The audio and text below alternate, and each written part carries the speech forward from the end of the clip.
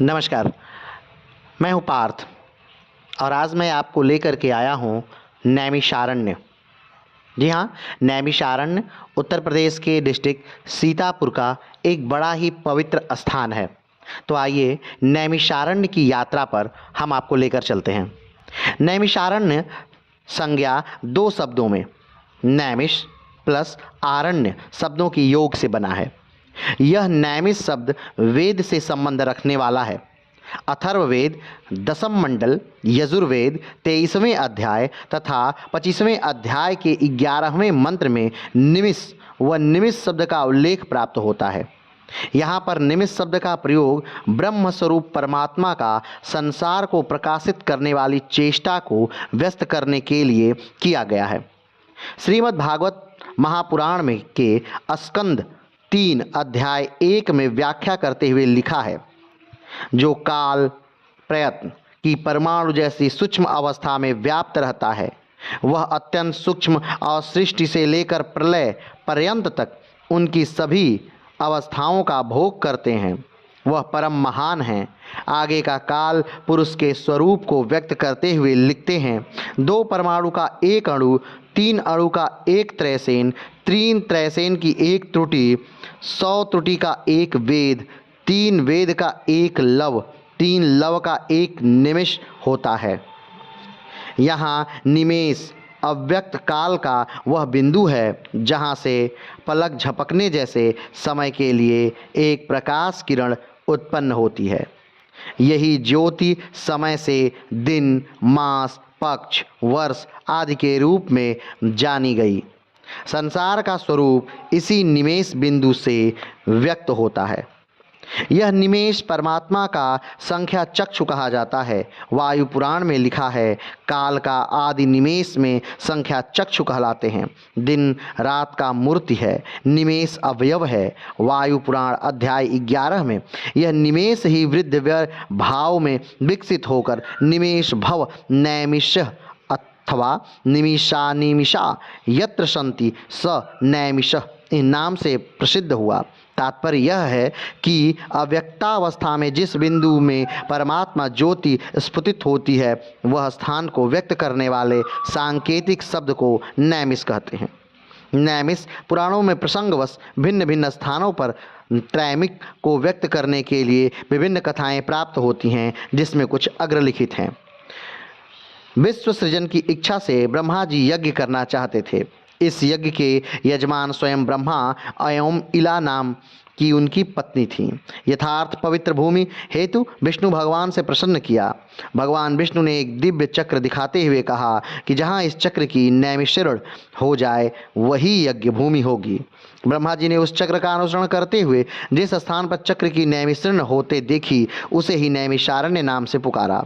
उस प्रसंग में नैमिषारण्य की स्थिति को बताते हुए व्यक्त किया है, यह पवित्र अरण्य गोमती नदी के तट पर है। वायु पुराण में भी कालांतर भेद से इसी प्रसंग को दोहराया गया है। परिवर्तन मात्र यह है कि इस यज्ञ में ब्रह्मा तप यजमान और मृत्यु को शामिल किया गया है। पद्म पुराणोत्तर कथा प्रसंग में नैमिषारण्य को व्यक्त करते हुए लिखते हैं, एक बार प्रयाग के संगम स्थल पर ऋषि मुनियों ने भगवान विष्णु को प्रसन्न कर उनसे स्वाध्याय द्वारा परमात्मा की प्राप्ति के उद्देश्य से फल देने वाले पवित्र स्थान को जानना चाहा। भगवान विष्णु ने उन महर्षियों को अपना दिव्य चक्र दिखाते हुए कहा कि इसका अनुसरण कर देखो, जहाँ इसकी नैमिषारण्य हो उस स्थान को उपयुक्त समझो। आदेशानुसार ऋषिगण अनुसरण करके चले। जिस स्थान पर चक्र की नैमिषारण्य होते देखा, उसको नैमिषारण्य नाम से पुकारा।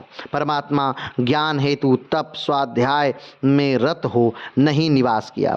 शिव पुराण के अनुसार एक बार ऋषियों ने शिव तत्व समझाने के लिए ब्रह्मा जी से प्रश्न किया। ब्रह्मा जी ने उन्हें सहस्त्र वर्षीय तप करने को कहा। एक ही स्थान पर रहते हुए 1000 वर्ष तक निर्विघ्न तप की किसी जगह करूं? इस प्रश्न के समाधान में ब्रह्मा जी ने एक मनोमय चक्र का प्रकाश किया और कहा कि जहाँ इसकी नैमिषारण्य होती देखी वही यज्ञ करो। मुनियों ने जिस स्थान पर मनोमय चक्र की नैमिषारण्य होते देखी, उस स्थली को नैमिषारण्य के नाम से पुकारा। देवी भागवत पुराण के अनुसार कलयुग के आरंभ होने तक काली जनित अवगुणों से त्रस्त ऋषियों ने पितामह ब्रह्मा से प्रार्थना की कि कोई ऐसा स्थान बताइए जहाँ कलयुग दोष दुख न दे सके। श्री ब्रह्मा जी ने एक मनोमय चक्र दिखाते हुए कहा, जहाँ इसकी नेमी क्षीण हो उस स्थान को परम शांत और पवित्र स्थान मानना। ऋषिगण अनुसरण करते चले, जिस स्थान पर नैमिषीर्ण होते देखा उसको नैमिषारण्य संज्ञा देते हुए वास किया। उपरोक्त पुराण कथाओं में नैमिषारण्य की स्थिति को व्यक्त करने वाले जिस चक्र का वर्णन किया गया है वह कोई साधारण यंत्र नहीं, बल्कि संसार को धारण करने वाले अपकृत तत्व ब्रह्मा की वह गोल परिधि है जो काल रूप से विश्व को प्रत्यावर्तन करता है। इसके अंतर्गत ही दिन रात संत और मासादि की रचना है। इसी के कारण जन्म मरणादि की व्यवस्था है। संसार के अस्तित्व का एकमात्र यही प्रतीक है। यह महिमामय चक्र की नेमि अर्थात निमिष अथवा नैमिष बिंदु पर टिकी होने से यह स्थान नैमिषारण्य अथवा नैमिष के नाम से जाना जाता है। यजुर्वेद में मंत्र भाग में श्वेताश्वर उपनिषद में वर्णन आता है कि एक ऋषियों ने ध्यान योग द्वारा ऐसे चक्र को देखा जिसमें जगत मूलाधार प्रकृति नेमि तथा सत्व रज तम के 3 गुण घेरे अथवा 8 सूक्ष्म में 8 स्थूल तत्व रूप में 16 सिरे अंतःकरणों की 50 वृत्तियों के भेद अरे तथा 10 इंद्रिया 5 प्राण 5 विषय के विषय सहायक अरे जीव को बांधने वाली आसक्ति फांसी आदि 3 पथों पर चलने वाले पाप पुण्य इसके प्रेरक हैं। इसकी नाभि में अज्ञान है। यह प्राण और शरीर का नेता होने के मनोयोग कहा जाता है। इसी ब्रह्मा मनोरम चक्र में आत्म भ्रमण करती है। प्रश्न उपनिषद में भी वर्णित है कि जैसे रथ में लगे रहने वाले सभी अरे पहिया मध्य स्थिति नाभि से प्रविष्ट रहते हैं, उन सबका आधार नाभि है, ठीक उसी प्रकार धर्म चक्र संसार के प्राणी आदि 16 कलाएं जिनके आश्रित हैं, जिनसे उत्पन्न होती हैं, जिनमें विलीन होती है, उन सर्वाधार को पार ब्रह्मा जानना चाहिए। संपूर्ण प्राणियों के शरीर का नियमन करने वाले ये परमेश्वर मन में व्याप्त होते हैं, अतः मनोमय कहे जाते हैं। इन्हीं मनोमय ब्रह्मा का चक्र ही विश्व में कार्यशील है। वही प्रत्येक मनवे का युग में अपने एक निश्चित बिंदु से प्रकाश करता है। एक बिंदु वह स्थान जहाँ से परमात्मा ज्योति विश्व के प्रकाश करती है, वह स्थान जहाँ नैमिष्य होने से भी नैमिषारण्य कहा जाता है। नैमिषारण्य के बारे में अलग अलग पुराणों में अलग अलग बातें कही गई हैं। जैसे में नैमिषारण्य परम तीर्थ है, यह भोग और मोक्ष प्रदान करने वाला है, अग्नि पुराण में कहा गया है। नैमिषारण्य पुण्यदायक क्षेत्र है, यह गरुड़ पुराण में कहा गया है। नैमिषारण्य मुक्तिदायक क्षेत्र है, यह भी गरुड़ पुराण में कहा गया है। नैमिषारण्य तुरंत सिद्धि देने वाला क्षेत्र, यह भी गरुड़ पुराण में कहा गया है। नैमिषारण्य तीर्थों का तथा क्षेत्रों में उत्तम है, यह भी गरुड़ पुराण में कहा गया है। नैमिषारण्य तीर्थ में भगवान का द्रव्य रूप में प्रकट विग्रह है, यह भी नैमिषारण्य में गरुड़ पुराण में कहा गया है। नैमिषारण्य में शरीर छोड़ने वालों को नरक नहीं भोगना पड़ता, ये स्कंद पुराण में कहा गया है। नैमिषारण्य पूर्ण तीर्थ है जहाँ श्री हरि भक्तों सहित निवास करते हैं, स्कंद पुराण में कहा गया है। नैमिषारण्य तीर्थ में स्नान करने से स्वर्ग की प्राप्ति होती है, महाभारत में कहा गया है। नैमिषारण्य तीर्थ में स्नान एवं संयम पूर्वक 1 मास तक जल देने से पुरुष मेघ यज्ञ का फल प्राप्त होता है। नैमिषारण्य में पितृ पूजन करने से सुख की प्राप्ति होती है, विष्णु पुराण में कहा गया है। नैमिषारण्य में सावधान चित्त को पिंडदान करना चाहिए, वायु पुराण में कहा गया है। नैमिष में कुश हस्त शिव जी निवास करते हैं, तांत्रिका तंत्र में कहा गया है। नैमिष के वास करने वाला देव पद प्राप्त करता है, विष्णु पुराण में कहा गया है। पृथ्वी तल पर असंख्य तीर्थ हैं, इसमें नैमिष प्रथम है। और भी बहुत सारी बातें जो नैमिषारण्य को लेकर के अलग अलग पुराणों में कही गई हैं। श्री चक्रतीर्थ महात्म जीवोत्पत्ति हेतु अनेक प्रकार के शरीरों की रचना की इच्छा से आप स्वयं परमात्मा ने अपने विग्रह के रस के जल रूप में उत्पन्न किया। इसी से अनेक प्रकार के जीव उत्पन्न हुए। यहाँ से परमेश्वर का द्रवीभूत स्वरूप प्रकट हुआ। वह स्थान ही चक्रतीर्थ नाम से विख्यात हुआ। पुराणों में इसकी महात्म प्रशंसा की अनेक कथाएं हैं। यथा प्राचीन समय में एक बार एक दैत्य गोत्रीय ब्राह्मण पुद्म नाम से एक वक्र पुष्पकारणी के किनारे महान तप किया। इस काल में दयायुक्त हो आहार छोड़कर सच बोलता हुआ इच्छा रहित इंद्रिय संयम पूर्वक अपने समान ही सब प्राणियों को मानकर राग द्वेष छोड़कर सभी की सेवा कर स्वयं पत्ते खाकर पानी पीकर वायु पीकर 12 साल तक रहा। उस समय भगवान कमलापति विष्णु ने उसके तप से प्रसन्न होकर अपना चतुर्भुजी मूर्ति रूप का दर्शन दिया और कहा कि तुम मेरे चरणों के सेवक हो, कल्प प्रयत्न इसी तीर्थ के निकट निवास करो, मेरा कहकर अत्तर ध्यान हो गए। वह ब्राह्मण श्री चक्रतीर्थ के निकट निवास करने लगा। कालांतर में यह भयानक राक्षस भूख से व्याकुल हो उस ब्राह्मण को खाने के लिए पकड़ा। ब्राह्मण ने शरणागत रक्षक भगवान ने चक्र प्राणी को संबोधित कर बार बार स्तुति की। भगवान ने उस ब्राह्मण की रक्षा हेतु चक्र को भेजा। श्री चक्र ने पुष्पकारी की समीप उपस्थिति हो राक्षस का वध किया। ब्राह्मण ने प्रसन्न हो स्तुति की। इस स्तुति से प्रसन्न चक्र ने कहा कि संसार के हितार्थ मैं यहाँ सदा वास करूँगा। श्री हरि के भक्तों की मैं इसी प्रकार से रक्षा करूँगा जैसे वहाँ तीर्थ सब पापों से रक्षा करता है। भविष्य में भूत राक्षसी को पीड़ा मेरे रहने से नहीं होगी। यहाँ इस दुख विनाशक श्री चक्र तीर्थ में जो स्नान करेंगे उसके पुत्र और पौत्र का वंशज कभी सभी पाप रहित हो जाएगा। सूत जी महाराज कहते हैं कि श्री चक्र तीर्थ के समान कोई तीर्थ नहीं हुआ है न होगा। यहाँ स्नान करने से मनुष्य मुक्ति का भोगी होता है। ये बात भी स्कंद पुराण में लिखी गई है। अगर हम इसके बारे में और विस्तार से बात करें तो यहाँ पर कुछ घूमने के स्थान भी हैं और भी, जैसे कि भूतनाथ प्रख्या भगवान शंकर की उपासना करने के से द्वापर की संधि में करोड़ों मनुष्यों को सिद्धि प्राप्त हुई। इसी कारण उनके प्रभाव को देखते हुए ही पृथ्वी पर भूतेश्वर नाथ नाम से प्रसिद्ध हुए। और यहाँ पे बात करें तो श्री गोरखनाथ महादेव हैं। यहाँ पर श्री राम धाम है या अश्वमेध घाट है।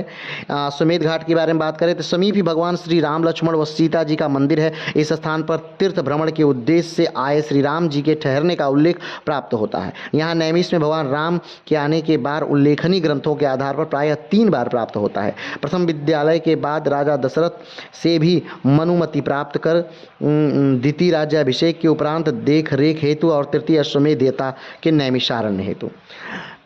यहाँ पर पिपलादि मुनि का आश्रम है। यहाँ पर गोमती स्नान गोमती नदी के तट पर ये बसा है नैमिषारण्य। तो गोमती का भी अलग ही महत्व है, अपना उसका स्नान का अलग महत्व है, क्योंकि गोमती जो निकली है वो पीलीभीत उत्तर प्रदेश से निकली है। पीलीभीत जो है वो बॉर्डर बनाता है उत्तराखंड से। यहाँ पर ललिता देवी शक्तिपीठ है, उसके बारे में विस्तार से जान लेते हैं। जानकी कुंड तीर्थ ललिता देवी से ईशान कोण में थोड़ी ही दूर जानकी कुंड है। यहाँ पर भगवती सीता पृथ्वी को साक्षी कर माँ की गोद में समा गई। यह स्थान जहाँ माँ भगवती सीता जी की परीक्षा देती हुई भूमि प्रविष्ट हुई वह एक जलकुंड के रूप में अभी भी विद्यमान है।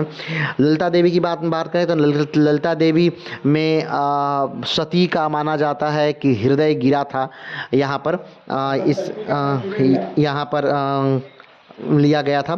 नैमिषारण्य के प्रकट सरस्वती की अगर बात करें तो एक बार ऋषियों मुनियों में यज्ञ फल को प्रत्यक्ष करने हेतु सूत जी के उपदेशानुसार भगवती सरस्वती का स्मरण किया। उन सबके समवेत ध्यान करने पर भगवती सरस्वती उन महात्माओं से मध्य क्रीड़ा करती वेग से प्रकट हो गई। ये भगवती नैमिषारण्य में कांचनाक्षी के नाम से प्रसिद्ध हैं। नैमिष के अनेक महापुरुषों का तप व ज्ञान प्राप्त हुआ है, जैसे कि मनु और शत्रुपा ने इसी नैमिषारण्य में तप और ज्ञान प्राप्त किया था। यहाँ पर परशुराम जी ने भी तप किया था। कश्यप ऋषि ने भी यहीं पर तप किया था। यहाँ पर नारद जी भी यहाँ की यात्रा किए थे और तप किया था उन्होंने।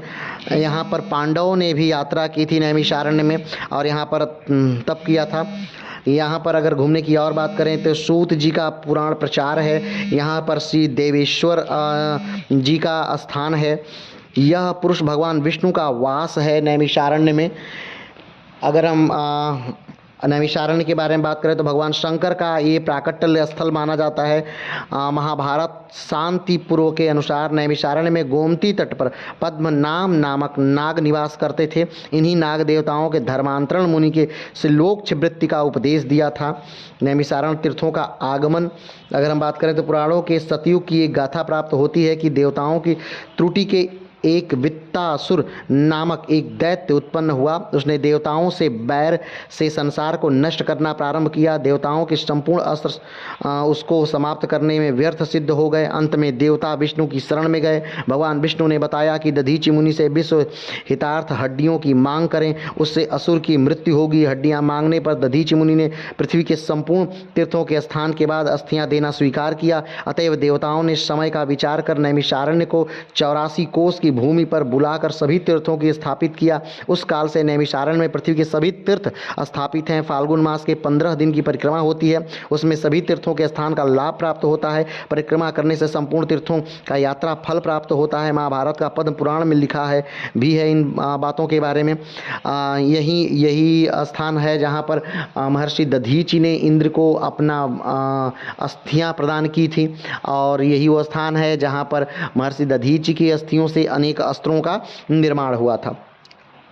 तो इस प्रकार से ये वो स्थान है जहाँ पर बहुत सारी कहानियाँ जुड़ी हुई हैं, ऋषियों के तपस्याओं के, अनेक लोगों की तपस्याओं के, अनेक प्रकार की भ्रांतियाँ, कथाएँ और लोकोक्तियाँ जुड़ी हुई हैं। अगर सारी बातों को मिलाकर देखा जाए तो इसका निष्कर्ष ये है कि ये पृथ्वी का सबसे पवित्र स्थल माना जाता है, और यहीं पर भगवान राम कई बार आए हुए हैं। यहाँ ये वो स्थान है जहाँ पर कि ऋषि दधीचि ने अपनी अस्थियों को दान किया था। ये वो स्थान है जहाँ ब्रह्म सरोवर है, ब्रह्म कुंड है, और इसमें स्नान से सारे रोगों की व्याधियाँ समाप्त मानी जाती हैं। ये वो स्थान है जहाँ व्यास पीठ है, यानी व्यास जी बैठ कर के इस पर शास्त्रों की रचना करते हैं। कहा जाता है कि शास्त्रों की जन्मस्थली है। तो आज के लिए इतना ही, फिर मिलते हैं एक नए वीडियो के साथ, एक नए स्थान के साथ। तब तक के लिए नमस्कार, धन्यवाद, जय हिंद।